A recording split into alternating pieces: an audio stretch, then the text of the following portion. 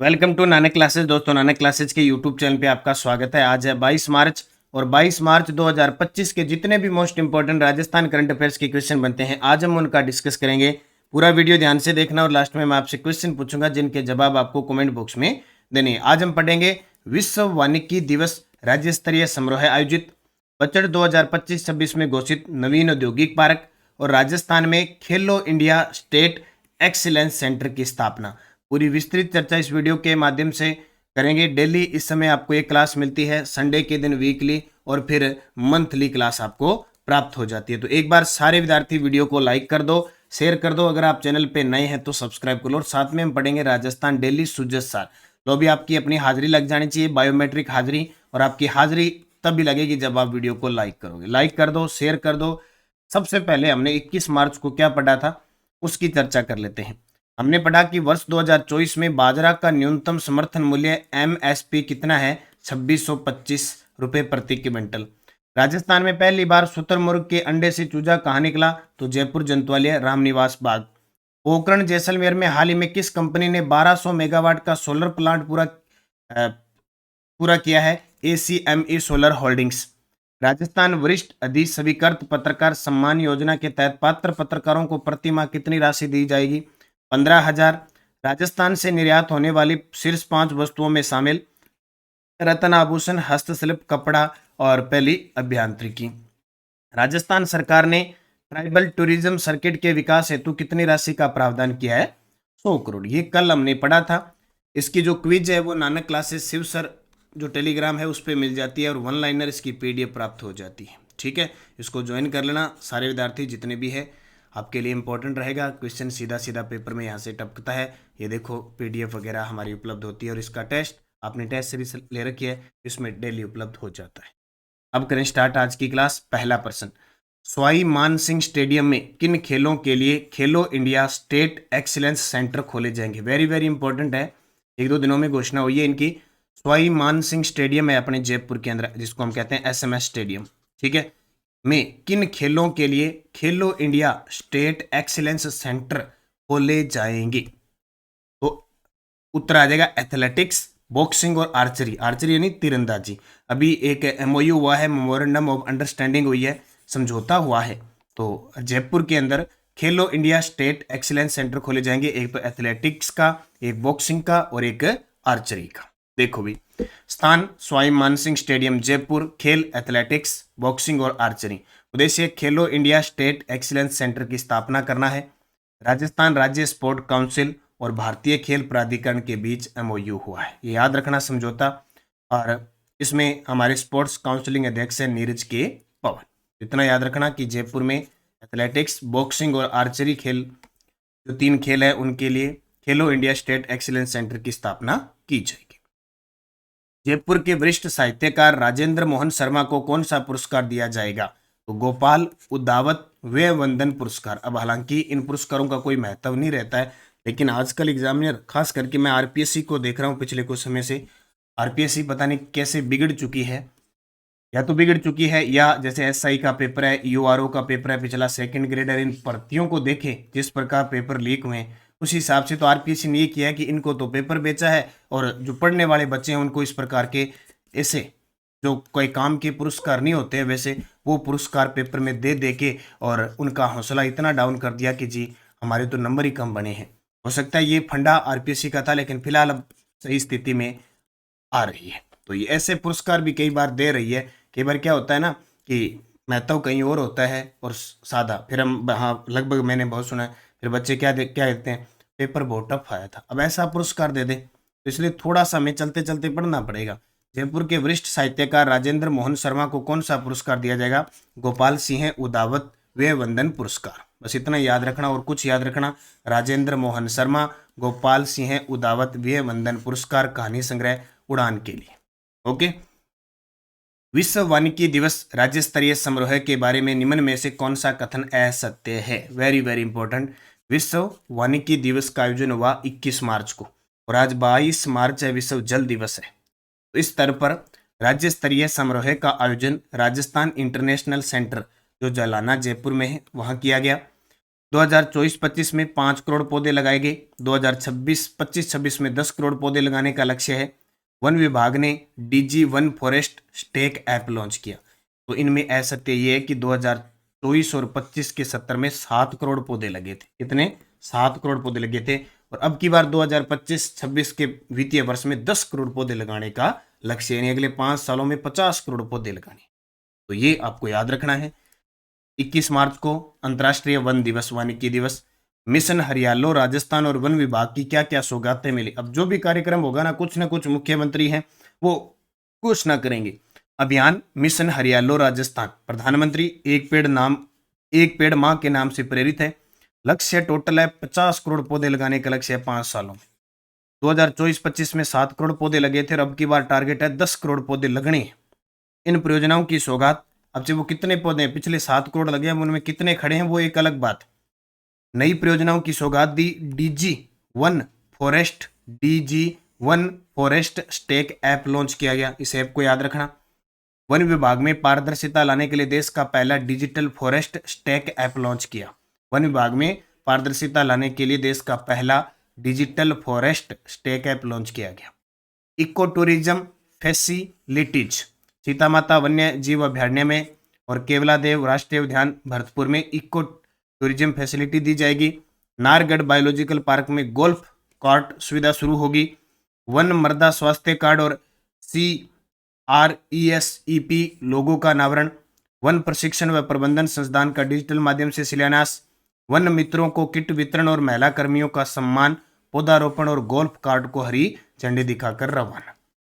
ये सारे कल जो 21 मार्च थी उस राज्य स्तरीय जो समारोह आयोजित हुआ था उसके उपलक्ष्य वहां ये सारी घोषणा की गई। प्रदेश के किस जिले में घड़ियाल रियरिंग सेंटर यानी पालन पोषण केंद्र की स्थापना की जा रही है? ये लो जी, ध्यान रखना, मुंह खुला है, खान आ जाए एकदम आपके पास में ना आ जाए, थोड़ा सा दूर रहना, मोबाइल स्क्रीन से दूर रहा करो। जितना थोड़ा दूरी बना के रखोगे वीडियो देखते समय उतनी आंखों में जलन वगैरह कम होगी। तो प्रदेश के किस जिले में घड़ियाल रियरिंग सेंटर पालन पोषण केंद्र की स्थापना की जाएगी? पालीघाट सवाई माधोपुर में। हालांकि बजट में घोषणा है लेकिन फिर भी कल घोषणा फिर की गई। पालीघाट सवाई माधोपुर। समाई माता का मंदिर बांसवाड़ा में है। उर्मिला सागर बांध धौलपुर में है। पार्वती नदी पर सांचौर जालोर पहले जिला बना था फिर हटा दिया, अब बेचारे में एग्रो फूड पार्क बनेगा। राजस्थान सरकार का पर्यावरण संरक्षण और संवर्धन अभियान रिड्यूस रीयूज और रिसाइकलिंग को बढ़ावा। नोट कर लेना भी, राजस्थान सरकार का पर्यावरण संरक्षण, ये कल 21 मार्च को समारोह में सब कुछ आयोजन हुआ था। रिड्यूस रीयूज और रिसाइकलिंग नई योजना Rajasthan circular economy incentive scheme 2025 वर्ष 2025-26 में घोषित। पर्यावरण संरक्षण के महत्वपूर्ण कदम, कृषि वानिकी नीति आएगी भी। राज्य में पहली बार कृषि वानिकी नीति लागू। एक जिला एक प्रजाति कार्यक्रम स्थानीय वृक्ष प्रजातियों के संरक्षण और विस्तार के लिए लागू होगी। मातृ वन स्थापना, सभी जिलों में मातृ वन विकसित किए जाएंगे। घड़ियाल संरक्षण, पालीघाट सवाईमाधोपुर में घड़ियाल रियरिंग सेंटर की स्थापना होगी यानी पालन पोषण केंद्र की स्थापना होगी। तो कृषि वानिकी नीति, एक जिला एक प्रजाति कार्यक्रम, मातृ वन स्थापना और घड़ियाल संरक्षण, ये सारी बातें बहुत इंपॉर्टेंट है, इनको याद रखना। हमारे वन पर्यावरण जलवायु मंत्री कौन है? संजय शर्मा। पीएम विश्वकर्मा योजना पर आधारित निम्न में से कौन सा कथन असत्य है? देखो भी, अपनी आर्थिक समीक्षा की बुक बाजार में आ चुकी है और कल मैंने एक आपको वीडियो भी करवा दिया। एसडीजी इंडेक्स क्या होता है, एसडीजी होता क्या है, कब शुरू हुआ, कौन इसका नोडल विभाग होता है, कितने इसमें लक्ष्य होते हैं, कितने टारगेट होते हैं, कितना। कल मैंने नानक क्लासेस शिव सर पर पूरी क्लास ले ली और इसी बुक का अंतिम चैप्टर है उसको पढ़ाया मैंने, देख लेना अगर किसी ने नहीं देखा है तो। बहुत इंपॉर्टेंट क्वेश्चन है। इस बुक का मैं अध्ययन दोबारा भी कर रहा हूँ और आप मैंने पूरा अध्ययन किया तो वहाँ से एक एक पर्सन जो निकल रहा है ना उसको करवा रहा हूँ। जैसे आज मैं एक योजना लेके आया हूँ, पीएम विश्वकर्मा योजना पर आधारित निम्न में से कौन सा कथन असत्य है? पीएम विश्वकर्मा योजना 17 सितंबर 2023 को शुरू हुई थी, बिल्कुल सही है। इस योजना के तहत पारंपरिक कारीगरों को 5 लाख रुपए तक का ऋण दिया जाता है। ये गलत बात है, 3 लाख रुपए दिया जाता है, क्योंकि बहुत बार पढ़ा चुका हूं मैं। योजना में 18 पारंपरिक ट्रेड शामिल है। इस योजना का उद्देश्य कारीगरों को कौशल, आय और वित्तीय सुरक्षा प्रदान करना है। तो 20 नंबर गलत। और योजना से जब भी प्रश्न आएगा ना ऐसे तथ्य बना के आएगा प्रश्न। तो पीएम विश्वकर्मा योजना 17 सितंबर, क्योंकि प्रधानमंत्री नरेंद्र मोदी का जन्म दिवस उस अवसर पर। उद्देश्य है, योजना का उद्देश्य पारंपरिक कारीगरों को कौशल, आय और वित्तीय सुरक्षा प्रदान करना, डिजिटल व्यापार वृद्धि को प्रोत्साहित करना और योजना में 18 ट्रेड शामिल है, जैसे बढ़ई, लोहार, कुम्हार, मूर्तिकार, दर्जी, इस प्रकार के 18 शामिल है। प्रमुख लाभ 3 लाख रुपए तक का आसान ऋण मिलता है। पहले चरण में 1 लाख रुपए मिलता है, दूसरे चरण में 2 लाख और 5% की रियायती ब्याज दर है। अब प्रश्न ऐसे घुमा फिरा के इस प्रकार के प्रश्न आने हैं। कौशल विकास आधारित प्रशिक्षण 5 से 7 दिन का प्रशिक्षण होता है और उसमें 500 रुपये प्रति दिन स्टाइपेंड होता है। डिजिटल लेन देन प्रोत्साहन, अगर 100 डिजिटल ट्रांजैक्शन करने पर 1 रुपये प्रति लेन देन मिलता है और उपकरण खरीदने के लिए 15,000 रुपये का अनुदान मिलता है। और आपने देखा है, चाहे नीति है चाहे योजना है, इंपॉर्टेंट जितनी भी योजना है उनका कथन से प्रश्न आता है पूरा डिटेल से। अगर हर एक चीज पता है ना तो ही सही हो पाती है, वरना नहीं आती। ये आर्थिक समीक्षा की अपनी बुक है, इसमें ये सब डाली हुई है मेरी। ठीक है, अब एक बूस्टर डोज देखो, अभी जो बजट आया था 2025-26 का, उसमें एक योजना की और घोषणा हुई, उसका नाम है विश्वकर्मा युवा उद्यमी प्रोत्साहन योजना, युवाओं हेतु प्रारंभ। इस योजना के अंतर्गत 2 करोड़ रुपए तक के ऋण पर 8% इंटरेस्ट सब्सिडी के साथ ही 5 लाख तक का मार्जिन मनी उपलब्ध करवाया जाता है। इस योजना हेतु 150 करोड़ रुपए का प्रावधान किया जाएगा, ये याद रखना। अब मैंने बहुत बार शब्द बोल दिया मार्जिन मनी। ये मार्जिन मनी क्या होता है कि किसी भी वित्तीय लेन देन में वह राशि होती है जो उधार लेने वाला होता है ना, वो अपने समय के फंड से जमा करनी होती है। मान लो उधार ले लिया आपने, ऋण ले लिया, तो जैसे 2 करोड़ तक 8% इंटरेस्ट सब्सिडी के साथ 5 लाख तक का मार्जिन मनी है, यानी समय के फंड से जमा करनी होती है। जबकि जो बाकी रकम होती है ना, वो बैंक या वित्तीय संस्थान द्वारा प्रदान की जाती है। ठीक है, जैसे होम लोन हो गया, बिजनेस लोन हो गया, ट्रेंडिंग जैसे शेयर मार्केट हो गया, उसमें इस्तेमाल किया जाता है। देखा होगा आपने, होम लोन लेते हैं और लेते हैं, वो लोन लेके उपलब्ध करवाया जाता है। ये क्या होता है, मार्जिन मनी होती है। तो ये 2 करोड़ रुपए तक के ऋण पर 8%। तो ये योजना याद रखना, बजट में है तो कल को लागू जरूर होगी। बजट 2000 पर्सन था, ये देखो बजट 2005 तक पढ़ लिया। बजट 2025-26 में घोषित नवीन औद्योगिक पार्क और क्षेत्र से संबंधित असत्य बताओ। मतलब फिक्स है कि पार्क का प्रश्न हो गया, पेनोरमा का प्रश्न हो गया, ऐसे प्रश्न आते रहते हैं और मैं लगातार आपको करवा रहा हूँ। बजट 2025-26 में स्टोन पार्क निम्बाहेड़ा, चित्तौड़गढ़ में और बूंदी में स्थापित होगा। टेक्सटाइल पार्क भीलवाड़ा में, हालांकि पिछले बजट में भी घोषणा थी, अब इसको विस्तार दिया है। सेरेमिक पार्क सोनियाना चित्तौड़गढ़ के अंदर। टॉय पार्क दौसा, ये गलत है। खिलौना पार्क कोटा में बनेगा। खिलौना पार्क कहाँ बनेगा, कोटा में बनेगा। मैं बजट में आपको करवा चुका हूं, लेकिन फिर भी यहाँ ध्यान रखो। बजट 2025-26 में घोषित नवीन औद्योगिक park stone park Nimbahera Chittorgarh Bundi 2, textile park Bhilwara में, सेरेमिक पार्क सोनियाना चित्तौड़गढ़ में, टॉय पार्क कोटा में, वुड पार्क लालसोट दौसा में, agro food park Sanchore Jalore में, औद्योगिक पार्क शाहपुरा भीलवाड़ा में और mini food park Anupgarh Sriganganagar. ये वर्तमान में सारे के सारे नए औद्योगिक पार्क है। यहाँ से क्वेश्चन पक्का पेपर में आएगा, 100% आएगा। स्क्रीनशॉट ले लो चाहिए इसका। बार बार हम इसको पढ़ेंगे, लगातार पढ़ेंगे जब जब अपनी क्लासें आती रहेगी। 18वें जयपुर लिटरेचर फेस्टिवल के बारे में ऐसे पढ़ चुके हैं, लेकिन फिर भी रिवीजन कर रहे हैं। आयोजन हुआ था 30 जनवरी से 3 फरवरी 2025 तक। थीम थी उत्सव, पार्टनर सदस्य था यूरोपीय संघ। इसमें दैनिक भास्कर ने श्री द्वारका प्रसाद अग्रवाल सम्मान बद्री नारायण को दिया। तो इसमें असत्य ये हो जाएगा, सीधी सी बात है, जब दैनिक भास्कर ने श्री द्वारका प्रसाद अग्रवाल को दिया तो किरकिरे को दिया, स्वनिधि किरकिरे को दिया। बद्री नारायण जी को 10वां कन्हैयालाल सेठिया पुरस्कार मिला था। ये असत्य है, हालांकि इसको हम जनवरी में पढ़ चुके हैं, फरवरी में पढ़ चुके हैं, एक बार फिर आपके सामने हर चीज उपलब्ध करवा दी। तो श्री द्वारका प्रसाद अग्रवाल पुरस्कार स्वानंद किरकिरे को दिया। मुरमरा किरकरा आते हैं ना, वो किरकिरे को दिया। पार्टनर इसमें यूरोपीय संघ था। थीम उत्सव है। आयोजन 30 जनवरी से 3 फरवरी। कौन सा, 18वां जयपुर लिटरेचर फेस्टिवल। जबकि राजस्थान इंटरनेशनल फिल्म फेस्टिवल का जो अब की बार आयोजन हुआ था ना, वो 11वां संस्करण था, जोधपुर में हुआ 1 से 5 फरवरी को। याद रखियो, इंपॉर्टेंट पर्सन है, अब की बार जोधपुर में हुआ और जयपुर लिटरेचर फेस्टिवल जयपुर में ही हुआ।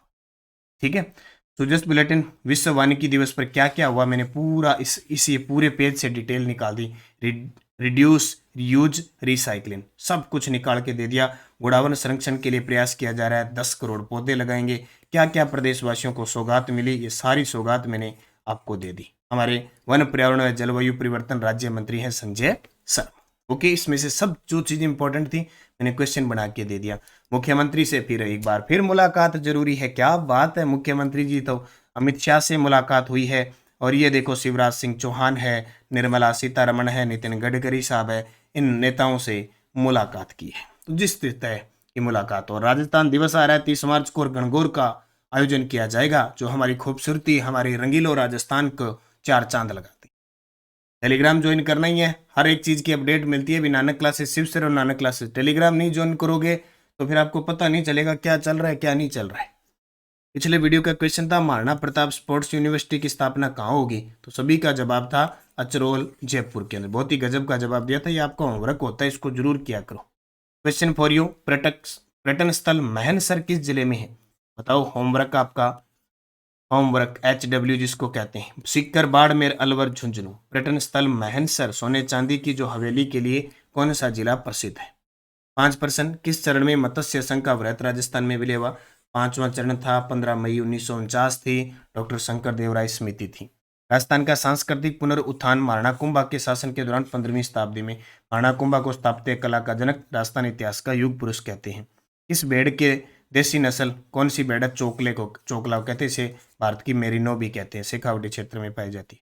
परेरा पत्थर से निर्मित प्रसिद्ध बादल महल किस झील के किनारे हैं, गेब सागर झील। और किस राष्ट्रीय उद्यान को विश्व धरोहर सूची में शामिल किया गया है, केवलादेव। ये पांचों प्रश्न आए हुए हैं इलेक्ट्रिकल डिग्री 11 फरवरी 2025 के पेपर में। अब लास्ट आज JEN इलेक्ट्रिकल डिग्री वाले प्रश्न है, फिर कल संडे है, EORO का पेपर है, तो सभी को बहुत बहुत शुभकामनाएं।